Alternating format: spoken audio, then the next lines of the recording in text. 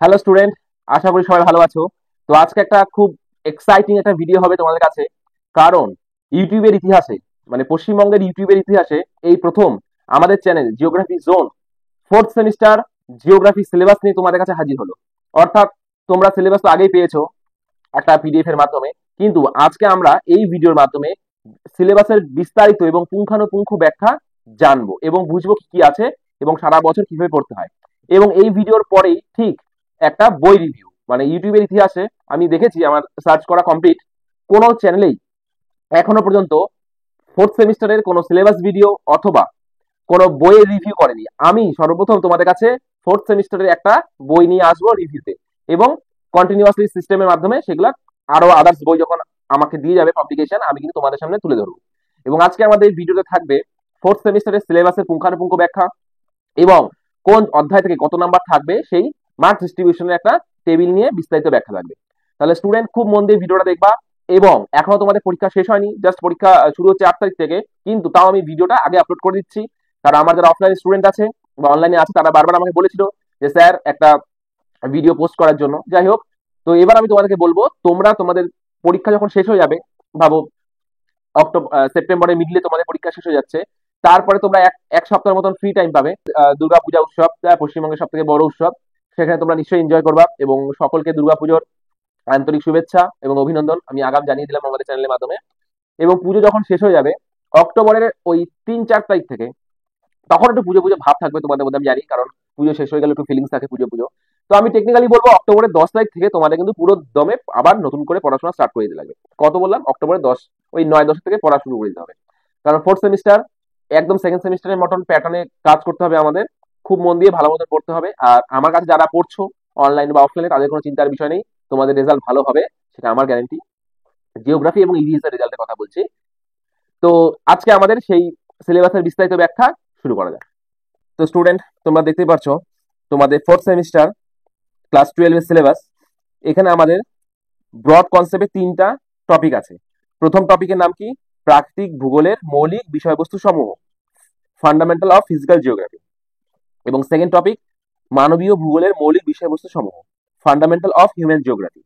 এবং third topic হচ্ছে ভারতের ভূগোল বা geography of India. Same topic কিন্তু আমরা ফার্স্ট, সেকেন্ড, থার্ড এবং ফোর্থ সেমিস্টারে সেম প্যাটার্নে পড়ে যাচ্ছি। এবং এই যে মেইন যে হেডিং গুলো আছে বা মেইন টপিক গুলো আছে, এটা কিন্তু 4টা সেমিস্টারে সেম। তার ভেতরে যে বিভিন্ন ইউনিটস গুলো আছে সেই ইউনিট গুলো পরিবর্তনশীল। তাহলে প্রাকৃতিক ভূগোলের মৌলিক বিষয়বস্তু সমূহতে আমরা প্রথম ইউনিটে পড়বো ভূসংস্থান। এবং এই ভূসংস্থানের মধ্যে কি কি টপিক আছে সেটার ব্যাখ্যা আমি এখনই দিচ্ছি তোমাদের। ইউনিট 2 তে কি আছে? ভূমিরূপ প্রক্রিয়া, ঠিক আছে। এবং ইউনিট 3 তে কি বলেছে? ক্ষয়চক্র। ইউনিট 4 বায়ুমণ্ডল, ইউনিট 5 বায়ুমণ্ডল এবং ইউনিট 6 জীবমণ্ডল। তোমরা তো ভাবছো বায়ুমণ্ডল এবং বায়ুমণ্ডল আগে পড়েছি, তো এখন কি সেম? না, কখনোই না। আমার কিছু প্রশ্ন বলে স্টুডেন্টরা বলেছিল যে সেম টপিক আছে কিনা, না, কখনোই সেম টপিক না। মেন হেডিং সেম হতে পারে, লেসন সেম হতে পারে, কিন্তু তার ভেতরে যে ব্যাখ্যা বা সাব হেডিং বা সাব টপিক সেগুলো কিন্তু আলাদা। মানবীয় ভূগোলের বিষয়বস্তুর মধ্যে আছে একটা জনসংখ্যা ভূগোল আর একটা আছে মানব উন্নয়ন। এই মানব উন্নয়ন চ্যাপ্টারটা কিন্তু খুবই নতুন এবং তোমরা এখান থেকে অনেক নতুন নতুন জিনিস জানতে পারবে। সেম ভাবে ইন্ডিয়ান জিওগ্রাফিতে ভারতের শিল্প সমূহ রয়েছে এবং বলেছে ভারতের পরিপ্রেক্ষিতে মানব বসতি এবং উন্নয়ন, খুব নতুন জিনিস একটা অ্যাড হয়েছে এখানে। তারপরে বলেছে নির্বাচিত বিষয় ও সমস্যাগুলির উপর ভৌগোলিক দৃষ্টিভঙ্গি। এখানে কিছু সিলেক্টেড টপিক দেওয়া থাকবে তোমাদের, সেই সমস্ত টপিকের উপর বিস্তারিত তোমাদের পড়তে হবে। খুব সুন্দর নতুন ভাবে সিলেবাসটা উপস্থাপন করেছে আমাদের এই চ্যানেলে সর্বপ্রথম তোমাদেরকে আমি এখন দেখাচ্ছি কাজ। এবার আমরা জানবো যে আমাদের নাম্বার প্যাটার্ন বা নম্বর বিভাজন কিরকম থাকবে। দেখো, বলেছে সেমিস্টার 4 ক্লাস 12 35 নাম্বারের জন্য টোটাল পরীক্ষা থাকবে তোমাদের ওয়েস্ট বেঙ্গল বোর্ডে। তাহলে দেখো আমাদের কি থাকবে? Type 1, type 2, type 3। 2 নাম্বারের প্রশ্ন থাকবে, 3 নাম্বারের প্রশ্ন থাকবে আর থাকবে 5-এর। তাহলে ফিজিক্যাল জিওগ্রাফি থেকে আমাদের 2 নাম্বারের দুটো প্রশ্ন লিখতে হবে আর 3 নাম্বারের প্রশ্ন কটা লিখতে হবে? দুটো। এবং এই শুধুমাত্র ফিজিক্যাল জিওগ্রাফি থেকেই আমাদের থাকবে একটা বড় প্রশ্ন, যেটা আমাদের 6টা ইউনিটের মাধ্যমে কভার করতে হবে, ঠিক আছে। সেম ভাবে মানবীয় ভূগোল থেকে 2 নাম্বারের জন্য দুটো করে প্রশ্ন থাকবে এবং 3 নাম্বারের জন্য এখানে দুটো করে প্রশ্ন থাকবে। এখান থেকে কোনো বড় প্রশ্ন থাকছে না। ইন্ডিয়ান জিওগ্রাফি সেম, 2 নাম্বারের জন্য দুটো করে প্রশ্ন আর 3 নাম্বারের জন্য দুটো করে প্রশ্ন। অর্থাৎ তোমাকে এখানে টোটাল 3 নম্বরের প্রশ্ন টোটাল 6টা লিখতে হবে এবং 2 নম্বরের প্রশ্ন টোটাল 6টা লিখতে হবে। আর 5 নম্বরের প্রশ্ন শুধুমাত্র একটাই লিখতে হবে, যেটা ফিজিক্যাল জিওগ্রাফি থেকে থাকবে। এটাই ছিল আমাদের নাম্বার ডিভিশন, দেখো এখানে করাই আছে। তো আশা করি তোমরা বুঝতে পারলে ব্যাপারটা আমি কি বিষয়ে কথা বলছি। এবার আমি সিলেবাসের বিস্তারিত ব্যাখ্যা দিচ্ছি তোমাদের কাছে। দেখে নাও আমাদের সেমিস্টার 4, ঠিক আছে? এই সেমিস্টার 4 হচ্ছে টপিক হচ্ছে ফান্ডামেন্টাল অফ ফিজিক্যাল জিওগ্রাফি। এর মধ্যে কি কি পার্ট আছে সেটা আমরা বিস্তারিতভাবে দেখি। 6টা ইউনিট আছে এর মধ্যে, ঠিক আছে? টোটাল 6টা ইউনিট। তাহলে সবার প্রথমে ইউনিট কি? জিওটেকটনিক। এই জিওটেকটনিকের মধ্যে আমাদের কি পড়তে হবে? এখানে ইংরেজিতে লেখা আছে, আমি তোমাদেরকে বাংলায় বলে দিচ্ছি। কি বলেছে? সমুদ্র তলের বিস্তার। হ্যারি হেসের সমুদ্র তলের বিস্তার আমাদেরকে পড়তে হবে। সমুদ্র তলের বিস্তার কাকে বলে, এর কিছু প্রমাণ এবং এর কারণ পড়তে হবে। মানে সমুদ্র বক্ষের যে বিস্তার হচ্ছে তার কারণ। এখানে কি বলছে? Concept and classification of plate, মানে পাত সংস্থান তত্ত্ব নিয়ে আমাদেরকে বিস্তারিত জানতে হবে। বিভিন্ন ধরনের পাত বাউন্ডারি সম্পর্কে জানতে হবে এবং এই সমস্ত পাত বাউন্ডারি অঞ্চলে কি কি ল্যান্ডফর্ম বা ভূমিরূপ তৈরি হয় সেটা আমাদের জানতে হবে। তাহলে এখানে 3টে সাব টপিক আছে ইউনিট 1-এ। ইউনিট 2-তে কি আছে বলেছে? জিওমরফিক প্রসেসেস, এক্সোজেনিক প্রসেস মানে বহির্জাত। এর মধ্যে কি বলেছে দেখো? নদীর কার্যের ফলে সৃষ্ট ভূমিরূপ, সমুদ্র তরঙ্গের কার্যের ফলে সৃষ্ট ভূমিরূপ, বায়ুর কার্যের ফলে সৃষ্ট ভূমিরূপ, combined work of exogenic process and associated landform. কিছু কম্বাইন্ড ওয়ার্ক, জল, নদী, বায়ু এদের মিলিত কিছু কার্যের ফলে কিছু অ্যাসোসিয়েটেড ল্যান্ডফর্ম আমাদেরকে পড়তে হবে। অর্থাৎ তোমরা এখানে শুধুমাত্র ইন্ডিভিজুয়াল ল্যান্ডফর্ম গুলো পড়বা। এখানে দেখো তোমাদের বায়ু বায়ু এবং জল মিলিত কার্যের ফলে কি করেছে, জল এবং হিমবাহ মিলিত কার্যের ফলে কি করেছে, হিমবাহ এবং বায়ু মিলিত কার্যের ফলে কি করেছে, এইরকম কিছু কম্বাইন্ড ল্যান্ডফর্ম আমাদেরকে পড়তে হবে। গুরুত্বপূর্ণ টপিক ইউনিট 3 মানে সাইকেল অফ এরোশন মানে ক্ষয়চক্র। উইলিয়াম মরিস ডেভিসের আমাদের সাইকেল অফ এরোশন বা ক্ষয়চক্রের কনসেপ্টটা পুরোপুরি পড়তে হবে এবং এর ফলে কি কি ভূমিরূপ তৈরি হয় সেটা আমাদের পড়তে হবে। রেজুভিনেশন অর্থাৎ পুনর্জীবন লাভ এবং এই পুনর্জীবন লাভের ফলে কি কি ভূমিরূপ তৈরি হয় সেটা আমাদের জানতে হবে। খুব ইন্টারেস্টিং টপিক এটা। এবার বলছে দেখো অ্যাটমসফিয়ার মানে বায়ুমণ্ডল। এখানে দেখো এবার নতুন কিছু আমরা পাবো। কি বলেছে? অ্যাটমসফিয়ারিক ডিস্টারবেন্স মানে বায়ুমণ্ডলীয় গোলযোগ, এর ডেফিনেশন, বৈশিষ্ট্য এবং মেকানিজম অফ সাইক্লোন মানে ঘূর্ণবাত। এখানে আমরা কি কি পড়বো? ক্রান্তীয় ঘূর্ণবাত আর হচ্ছে নাতিশীতোষ্ণ ঘূর্ণবাত, এই দুটো ঘূর্ণবাতই শুধু আমাদের পড়তে হবে। তারপরে রয়েছে অ্যান্টি সাইক্লোন মানে প্রতি ঘূর্ণবাত সম্পর্কে আমাদের জানতে হবে। খুব গুরুত্বপূর্ণ ক্লাইমেট ক্লাসিফিকেশন, জলবায়ু শ্রেণী বিভাগ কার? কোপেন স্যারের আমাদের জলবায়ু ক্লাসিফিকেশনটা পড়তে হবে এবং জলবায়ু পরিবর্তন বা ক্লাইমেট চেঞ্জ হচ্ছে তার কিছু কারণ এবং কিছু প্রমাণ আমাদের জানতে হবে। খুব ইন্টারেস্টিং টপিক। এবার কি হাইড্রোস্ফিয়ার বা বায়ুমণ্ডল। কি বলেছে? Movement of Ocean current and associated environmental effects.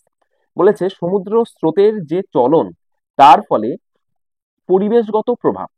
খুব সুন্দর এবং নতুন একটা জিনিস আমাদেরকে জানতে হবে এখান থেকে। তারপরে বায়োডাইভার্সিটি অথবা বায়োস্ফিয়ার থেকে কি আছে এখানে? জীবমণ্ডল থেকে বলছে বায়োডাইভার্সিটি মানে জীব বৈচিত্র্য, তার সংজ্ঞা পড়তে হবে, টাইপস শ্রেণীবিভাগ, সিগনিফিকেন্স তাৎপর্য পড়তে হবে এবং বলেছে factor responsible for biodiversity depletion মানে কি কি কারণে বায়োডাইভার্সিটি নষ্ট হচ্ছে বা ক্ষতি হচ্ছে, ঠিক আছে? তারপরে কি বলছে? Strategies and program of biodiversity conservation মানে কি কি স্ট্র্যাটেজি মানে টেকনিক্স বা পন্থা বা পদক্ষেপ অবলম্বন করলে আমরা এই সমস্ত বায়োডাইভার্সিটি যে বিনাশ হচ্ছে সেটাকে আমরা রোধ করতে পারবো, সেটা নিয়েও খুব সুন্দর একটা ভাবে উপস্থাপন করা আছে। এবার আমরা আসবো ফান্ডামেন্টাল অফ হিউম্যান জিওগ্রাফি। এখানে কি কি আছে দেখো? বলেছে পপুলেশন জিওগ্রাফি, এটা হচ্ছে হিউম্যান জিওগ্রাফি আন্ডারে, ঠিক আছে? কি কি পড়তে হবে? Impact of migration on global demographic change. Migration মানে পরিব্রাজন, একটা জায়গা থেকে একটা লোক যে অন্য জায়গায় যাচ্ছে বা অন্য জায়গা থেকে অন্য একটা জায়গায় আসছে, যখন আমি তোমাদেরকে এটা পড়াবো তখন ডিটেলসে ব্যাখ্যা দিব। মাইগ্রেশন বা পরিব্রাজন সম্পর্কে আমাদের পড়তে হবে। তারপরে ম্যালথাসের থিওরি পড়তে হবে। ম্যালথাস স্যার উনি পপুলেশন গ্রোথ বা জনসংখ্যা বৃদ্ধি নিয়ে কিছু থিওরি দিয়েছে, সেটা আমাদের পড়তে হবে। অপটিমাম পপুলেশন মানে কাম্য জনসংখ্যা, আন্ডার পপুলেশন, ওভার পপুলেশন এগুলা পড়তে হবে। Demographic transition theory by model by Warner Thompson, খুব গুরুত্বপূর্ণ একটা টপিক। এখান থেকে বিভিন্ন চাকরির পরীক্ষাতে এখান থেকে প্রশ্ন থাকেই, মানে 100% গ্যারান্টি থাকবে। উপরে যে টপিকগুলো বললাম সেখান থেকেও থাকবেই, কিন্তু এখান থেকে থাকেই। নেট সেট ইউপিএসসি যেখানেই হোক না কেন এখানে কিন্তু প্রশ্ন থাকে। তারপরে কি বলেছে? আরেকজন আছে নোটস 10 পড়তে হবে। আরেকটা হচ্ছে need of population control measures and population policy মানে জনসংখ্যা নীতি আমাদের জানতে হবে এবং জনসংখ্যা কেন কন্ট্রোল করতে হবে সেটা আমাদের জানতে হবে। কারণ আমরা জানি যে ভারতবর্ষে জনসংখ্যা ভয়ঙ্করভাবে বৃদ্ধি পাচ্ছে, এবং কোনো জাতি বা কোনো ধর্ম বা কোনো দেশ বা কোনো রাষ্ট্র, সেখানে যদি জনসংখ্যা যদি এত র্যাপিড ভাবে বৃদ্ধি পায় এবং সেখানকার পরিকাঠামো যদি তার পক্ষে সাস্টেনেবল না হয়, সেটা কিন্তু খুব বাজে। যেমন চায়নাতে প্রচুর পপুলেশন, তারা কিন্তু সেই পপুলেশনটাকে কাজে লাগিয়ে, মানে পজিটিভ ওয়েতে তারা কাজে লাগাতে পেরেছে। পপুলেশন পাওয়ারকে চায়না খুব সুন্দর করে ওরা অ্যাপ্লাই করেছে বিভিন্ন ক্ষেত্রে, কিন্তু ভারতবর্ষ তার জনসংখ্যা ও শক্তিকে সঠিকভাবে কাজে লাগাতে পারেনি, এবং বিগত 50 বছরও পারবে কিনা সন্দেহ। কারণ যারা বড় বড় সিংহাসনে বসে আছে, তারা ভদ্র মানুষ কেউই না, সবাই নিজের স্বার্থই বোঝে। যাই হোক, বলেছে হিউম্যান ডেভেলপমেন্ট মানে মানব উন্নয়ন, এটা নতুন টপিক, কনসেপ্ট, ডেফিনেশন, মানে হিউম্যান ডেভেলপমেন্ট বা মানব উন্নয়ন তোমার কনসেপ্ট জানতে হবে, ডেফিনেশন জানতে হবে, মেজার্স, কি কি ভাবে হিউম্যান ডেভেলপমেন্ট ইন্ডেক্সকে মেজার করা যায়, ঠিক আছে, দারিদ্র্যের সূচক, এই সমস্ত জিনিসগুলো পড়তে হবে। এবং এখানে আমাদের নোবেল প্রাইজ উইনার স্যারের একটা থিওরি নিয়ে বিস্তারিত ব্যাখ্যা আছে, ঠিক আছে, ক্যাপাবিলিটি অ্যাপ্রোচ, সেটা আমাদের খুব ভালো করে বুঝতে এবং জানতে হবে, নতুন টপিক, এটা আগে কিন্তু তোমাদের সিনিয়রদের ছিল না। জিওগ্রাফি অফ ইন্ডিয়া, এখানে কি বলেছে, ইন্ডিয়ান ইন্ডাস্ট্রি, খুব সুন্দর একটা জিনিস, কি বলেছে, distribution, industry distribution, causes and development and problem নিয়ে আমাদের পড়তে হবে। কি কি আছে ইন্ডাস্ট্রির মধ্যে, বলেছে অ্যাগ্রো বেসড ফুড প্রসেসিং, ঠিক আছে, খাদ্য প্রক্রিয়াকরণ শিল্প, সি বেসড মানে ফিশিং ইন্ডাস্ট্রি নিয়ে পড়তে হবে, commercial, forest based paper industry, অরণ্য নির্ভরশীল কাগজ শিল্প, মিনারেল বেসড মেটালিকের মধ্যে কি বলেছে, আয়রন স্টিল লৌহ ইস্পাত, এবং নন মেটালিকের মধ্যে পেট্রোলিয়াম পড়তে হবে। ম্যানুফ্যাকচারিং বেসড অটোমোবাইল, খুব সুন্দর একটা অটোমোবাইল নিয়ে পড়তে হবে, মোটর গাড়ি বিভিন্ন নিয়ে জিনিসপত্র আছে এখানে। Information and communication technology, IT sector নিয়ে ওটা খুব সুন্দর নতুন টপিকটা তোমরা খুব ভালো জানতে পারবে। এবার কি বলেছে, unit 2, Indian geography unit 2, human settlement and development in Indian context, কি বলছে, human settlement types in India, ভারতবর্ষে জনবসতি টাইপস পড়তে হবে এখানে। Land resource, agriculture land use, মানে ভারতের যে ভূমি সম্পদ আছে, ল্যান্ড রিসোর্স এবং তার এগ্রিকালচার ল্যান্ডে কি কিভাবে ইউজ হয় সেটা পড়তে হবে। Land cover and land use pattern of India, এখানে ল্যান্ড কভার মানে হচ্ছে প্রকৃতি যেই ভাবে ল্যান্ডগুলোকে কভার করেছে, আর ল্যান্ড ইউজ মানে মানুষ যেটাকে চেঞ্জ করছে। নদী, জঙ্গল, এগুলো হচ্ছে ল্যান্ড কভারের মধ্যে পড়ে, কারণ প্রকৃতি এটাকে কভার করছে। আর ল্যান্ড ইউজ মানে মানুষ ঘর বানাচ্ছে, ইন্ডাস্ট্রি বানাচ্ছে, মানে ল্যান্ডটাকে কি পারপাসে ইউজ করছে সেটাই। জঙ্গল কেটে ভাবো কেউ ইন্ডাস্ট্রি বানিয়ে দিল, ল্যান্ড ইউজ। এটাই হচ্ছে ল্যান্ড কভার আর ল্যান্ড ইউজের মধ্যে বেসিক একটা পার্থক্য, ঠিক আছে। তারপরে কি বলেছে, কাল্টিভেটার্স, হ্যাঁ, equality and size of cultivated and land holding, হ্যাঁ, method of reducing sustainable development in Indian context, মানে সুস্থায়ী উন্নয়ন ভারতের ক্ষেত্রে কিভাবে অ্যাপ্লিকেবল, সেই বিষয়গুলো এখানে আমাদের পড়তে হবে। আর এখানে বলেছে reduce of fragmentation of land holdings, এটাও পড়তে হবে। খুব সুন্দর করে যখন ডিটেলসে ব্যাখ্যা দিব তোমরা কিন্তু বুঝবে ব্যাপারগুলো। এবার এখানে ইউনিট 3-তে খুব ইন্টারেস্টিং কিছু টপিক দেওয়া আছে তোমাদের, 4-5টা। কি বলেছে, সবার প্রথমে বলেছে water pollution in Gangetic Ganga basin বা গ্যাঞ্জেটিক প্লেন, মানে জলদূষণ গঙ্গা বেসিনে কি কি কারণে হচ্ছে, তার ফলাফল এবং ম্যানেজমেন্ট। ওয়াটার পলিউশন, ঠিক আছে, মানে গঙ্গা যে বেসিন বা গঙ্গা যে অববাহিকা, সেখানে যে জল দূষণ হচ্ছে তার কারণ, ফলাফল এবং কিভাবে প্রতিরক্ষা করা যেতে পারে।